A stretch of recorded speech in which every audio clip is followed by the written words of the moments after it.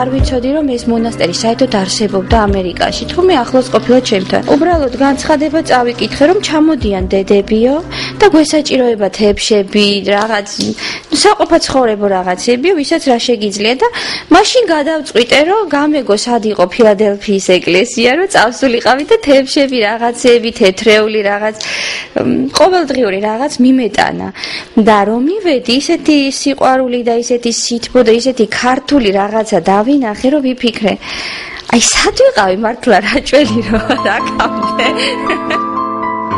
ლალი ამერიკაში 12 წლის წინ მეუღლესთან ერთად ჩამოვიდა.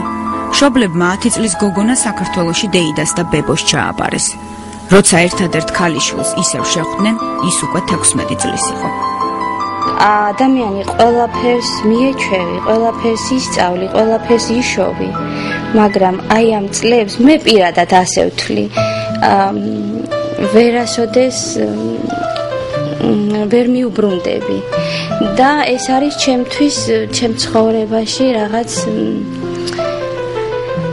ტკივილი, იმიტომ რომ ბავშვი დატოვე და უცებ დიდ ადამიანს შეეხე, რომ ჩახვედი და ეს